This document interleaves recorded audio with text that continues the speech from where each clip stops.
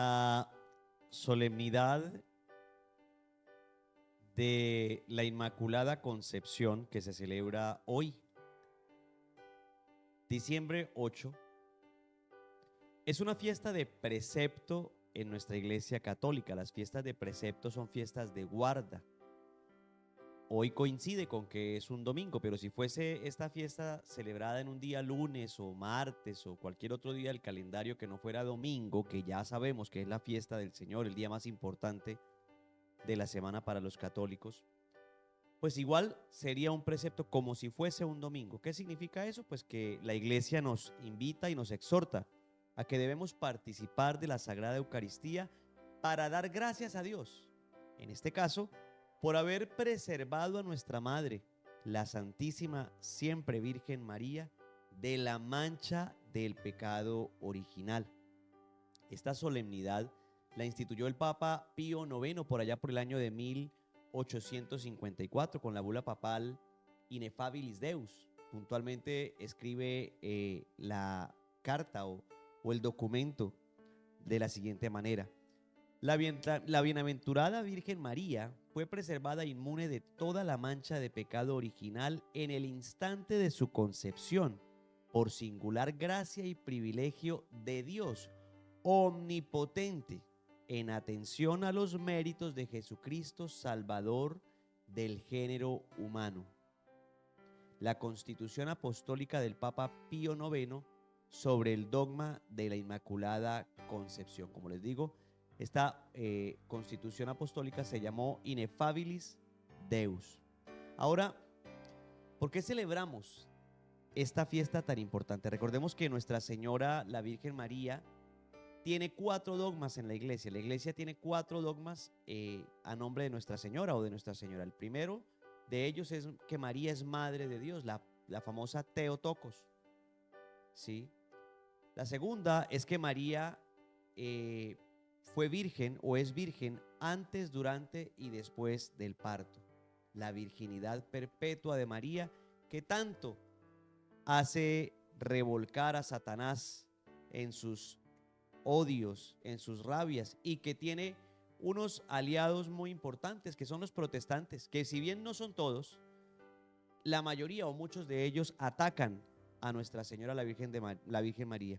Pero en estos días me he dado cuenta que los que más atacan todo esto de nuestra Iglesia Católica ni siquiera son protestantes. Hay mucha gente que ni va a misa, ni va al culto, ni practica ningún tipo de religión. Simplemente se han hecho expertos en decir sandeces y tonterías y aprovechan las redes sociales, que son una catapulta muy importante para obviamente expresarse, pero la mayoría de ellos ni siquiera profesan una fe real. Y por supuesto están los protestantes arraigados y apasionados, pero muy equivocados, que atacan todo esto.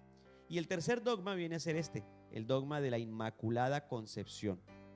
El cuarto y último dogma por ahora de Nuestra Señora es el dogma de la Asunción. María asunta al cielo. María fue llevada en cuerpo y alma al cielo. Pero hoy nuestra iglesia está de fiesta porque celebramos puntualmente a María Inmaculada. ¿Qué significa eso? Como lo dice el documento, Nuestra Señora fue preservada, no fue liberada, fue preservada de la mancha del pecado original. Recordemos que la palabra de Dios dice que por un hombre entró el pecado en el mundo y por el pecado entró la muerte. Adán y Eva, nuestros primeros padres, que eran esposos casados directamente por Dios, Dios los unió, hombre y mujer los creó a su imagen y semejanza, desobedecieron allá en el paraíso, pero Adán y Eva fueron creados también sin pecado original, porque cuando ellos fueron creados no existía el pecado.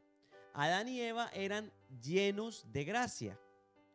Adán y Eva eran 2 seres especiales a la semejanza de Dios.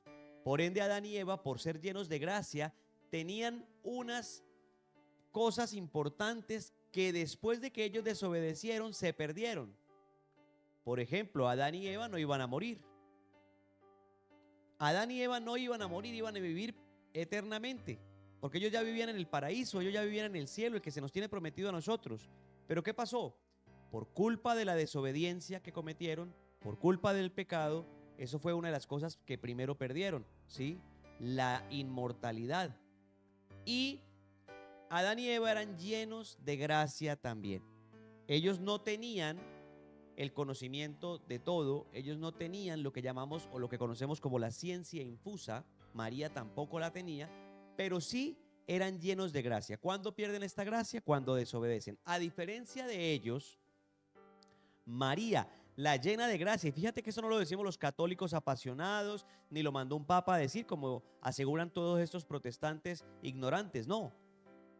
El ángel cuando la saluda, ¿qué le dice? Alégrate, llena de gracia. En el griego, en la palabra puntual griega, se dice que charitomene, ¿sí? Que charitomene, que en este idioma traduce una gracia muy particular, prácticamente única. No es lo mismo decir aquí en el idioma de nosotros llena de gracia que decir que charitomene, ¿ok? Y la traducción original tiene esta palabra en griego. ¿Qué pasa? El ángel le dice a la Virgen llena de gracia, y María, al ser llena de gracia, ¿qué significa? Que no tenía pecado original. Por otro lado, la palabra de Dios allá en Génesis 3:15, cuando Dios anuncia que vendrá un Salvador, cuando Dios anuncia qué es lo que va a pasar, ¿qué dice Dios? Cuando sentencia a la serpiente, pondré enemistad entre ti y la mujer. ¿A cuál mujer se refiere Dios? Entre tu descendencia y su descendencia. ¿Cuál es la descendencia de la serpiente? ¿Cuál es la descendencia de Satanás? Que Dios lo reprenda, mis queridos hermanos. El pecado. Y Dios dice desde el principio que va a poner enemistad entre el demonio y la mujer. ¿Cuál es esa mujer? María. Entonces, si la descendencia del demonio es el pecado, es la maldad, es la desobediencia, ¿cuál es la descendencia de María?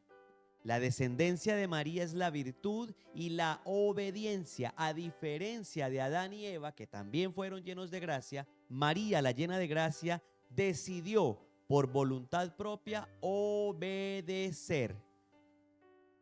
He aquí la esclava del Señor, hágase en mí según tu palabra, cosa que no hicieron nuestros primeros padres Adán y Eva. Ellos hicieron su voluntad, instigados y seducidos por la serpiente, que no fue en el primer momento. Ya sabemos que la serpiente duró aproximadamente 40 días trabajando cómo ganarse la confianza de Eva para hacerla caer. María, a diferencia de Adán y Eva, decide entregar su voluntad a Dios, y ahí es cuando María da ese fiat en el anuncio del ángel Gabriel. Pero, ¿cómo es eso de que Dios la nombra allá mujer y se refiere a María? Vámonos a las bodas de Caná, y el Evangelio de Juan nos dice muy claramente que cuando ella le dice a Jesús, a su hijo, en estas bodas no tienen vino, Jesús la voltea a mirar y ¿qué le dice? Mujer, no ha llegado mi hora. ¿A cuál mujer se refiere Jesús? A la misma mujer que Dios nombra y anuncia en el Génesis 3:15. Y aquí Jesús la nombra una vez más porque Él sabe que ella es la mujer. Luego en la cruz una vez más, ¿qué le dice Jesús? Mujer, ahí tienes a tu hijo. Cuando nos entrega a todos en nombre de San Juan, la misma mujer que Dios anuncia. María no puede ser, mis queridos hermanos, una mujer normal, una mujer convencional, porque dentro de ella, en su vientre inmaculado, sin mancha, y recordemos que inmaculada concepción significa inmácula, sin mancha. La palabra mácula significa mancha. En su vientre inmaculado, sin mancha, se posó el Verbo encarnado, el mismo Dios. El mismo Dios se posa en el vientre de la Virgen María. Por eso, María no podía ser una mujer normal. Ella fue escogida desde antes. Antes que te formaras dentro del vientre de tu madre, te consagré, te conocía y te consagré.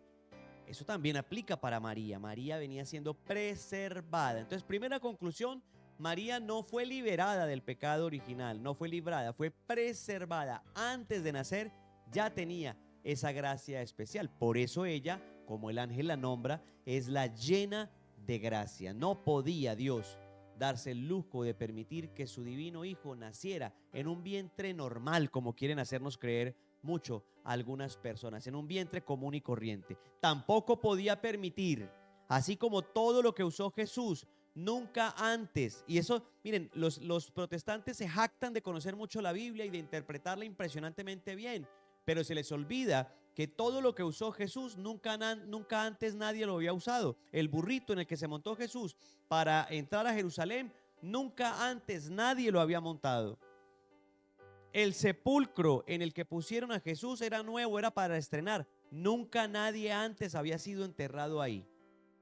¿Por qué tendría que ser diferente que el vientre del que nació Jesús lo hubiese utilizado antes alguien, o de ese mismo vientre hubieran nacido más hijos, como aseguran erradamente los protestantes y muchas otras personas? María también es virgen antes, durante y después del parto. Y es muy diferente decir inmaculada concepción, preservada del pecado original, a decir virginidad perpetua. El parto virginal que tuvo María lo tuvo porque Jesús no era exactamente hijo de la semilla de un hombre cualquiera. El que posó la semilla en el vientre de María, ¿quién fue? El Espíritu Santo, como le dice el ángel. El Espíritu Santo vendrá sobre ti.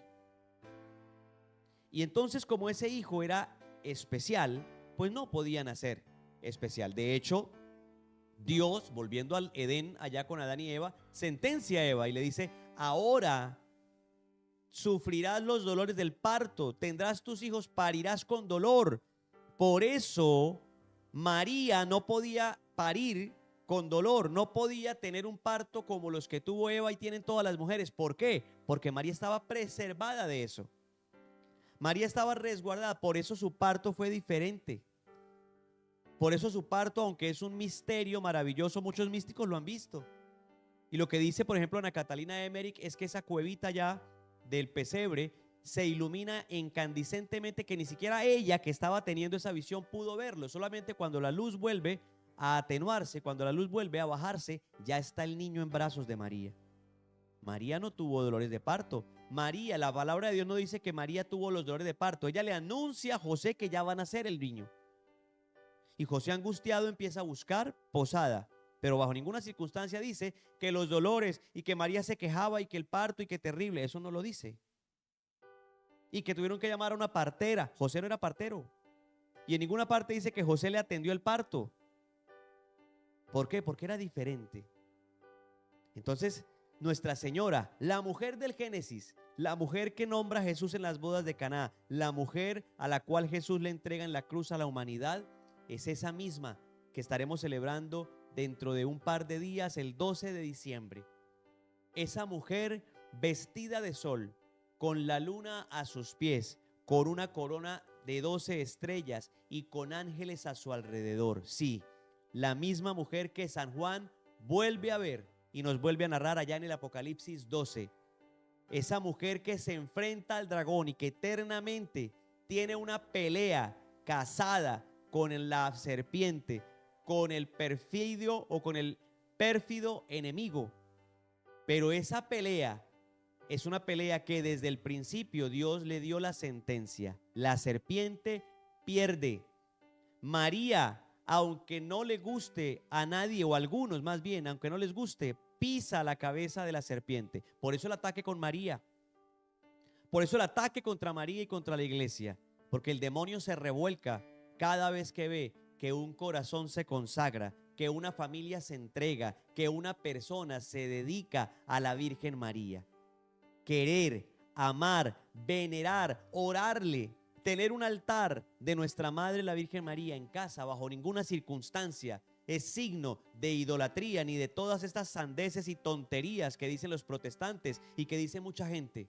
Al contrario, cubrirnos bajo el manto de María, estar bajo la protección de nuestra Madre bienaventurada y siempre virgen, nombrarla, orarle, pedirle su intercesión, que sí ocurre, sí existe. Yo le contestaba esta mañana a un protestante en uno de los mensajes que me decía: María no intercede, el único que intercede es Jesús. Le decía lo que les digo a todos: Jesús es el mediador, totalmente de acuerdo, Jesús es el único mediador. Pero no me vengas a decir a mí, a Nelson Giraldo con 46 años de edad, que María no ha intercedido por mí, no una, sino decenas de veces, que yo he visto su mano puesta en las cosas de mi vida, en mi familia, en lo que pasa. Acaba de salir mi madre de una segunda cirugía de un tumor terrible en su cabeza, que se lo detectaron de un momento a otro, y para la gloria de Dios y para la gloria de su divino Hijo Jesucristo. Pero soy consciente y en fe sé que por la intercesión de mi madre, la Virgen María, y de mi padre San José, mi mamá salió nuevamente, para la gloria de Dios, triunfante de esa cirugía.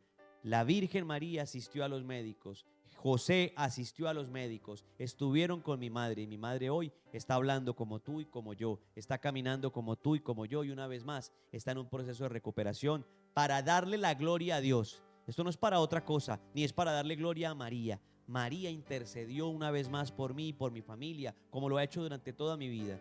Y no soy yo solamente, somos millones y millones y millones de personas a través de toda la historia, que podemos contar historias tangibles, historias comprobables, milagros que ocurren a través de la intercesión de la santa, de la sagrada, de la sacrosanta siempre Virgen María. Entonces no me vengas a mí, protestante, a decir que María no hace milagros, que no los consigue. No me vengas a decir a mí que soy un idólatra, porque el idólatra eres tú, que la ve como un ídolo. Los católicos no vemos a María como un ídolo, la vemos como una madre, como tú no la ves y como no la vas a tener el día del juicio.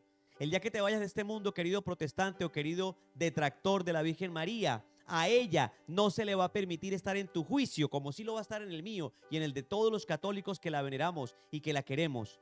Porque ella es la principal abogada, es la principal defensora. Y desafortunadamente, si tú no cambias tu modo de ver las cosas, si tú no cambias tu modo de verla, cuando te des cuenta de esto que te estoy diciendo, como en la mayoría de los casos de la gente que muere así, va a ser demasiado tarde. Que esa no sea tu realidad, que esa no sea tu verdad. Deja de atacar a la Virgen María, deja de atacar a los católicos, porque mira, todos somos hijos y todos tenemos una madre, y no hay nada más ofensivo para un hijo, para una hija, que venga otro a atacar, a agredir, a insultar a su mamá. ¿Qué crees que piensa Jesús? ¿Diferente? No. Si tú sigues atacando a la mamá de Jesús, si tú sigues atacando a la Virgen María, si sigues poniéndole hijos que no tiene, si sigues calumniándola, si sigues blasfemando sobre ella, te vas a encontrar de frente con su Hijo en el juicio, con el justo juez. Y aunque Jesús es un Dios misericordioso, estoy seguro que no te va a pasar por alto el que hayas pasado toda la vida haciendo una campaña blasfema, una campaña grosera, una campaña completamente diferente a lo que debería ser, que es el amor y la veneración que le debemos tener a Nuestra Señora, la Virgen María. Una campaña nefasta, eso lo vas a tener muy en contra tuya el día de tu juicio. Y si no crees en el juicio, no por eso va a dejar de existir. Si no crees en el purgatorio, en el infierno, en el cielo, no por eso van a dejar de existir. Si no crees en la ayuda, en la intercesión de la Virgen María, de San José y de todos los santos, no por eso vamos a dejar nosotros, los que tenemos fe, de recibir los favores del cielo por la intercesión de nuestra Madre. Feliz día para todos de Nuestra Señora, la Inmaculada Concepción. Vamos a misa, vamos felices, ojalá usemos prendas de nuestra Iglesia Católica, preferiblemente de la Virgen María. Celebremos, la mejor forma de celebrar hoy es comulgar en la Eucaristía, confesarnos si no lo hemos hecho y participar con toda la alegría. Izar la bandera de la Inmaculada. Recuerda que hoy en las casas no se iza la bandera de la Virgen de Guadalupe, ni de la Virgen de Chiquinquirá, ni de la Virgen del Carmen, que aunque es la misma Virgen en diferentes advocaciones, no es la fiesta de hoy. Hoy la bandera que se debe izar en todas las casas, en los pabellones de nuestras casas, es la bandera que tiene la imagen de la Inmaculada Concepción, Nuestra Señora, la Madre de Dios, la Reina del cielo, la Reina del alma. Que el Señor te bendiga.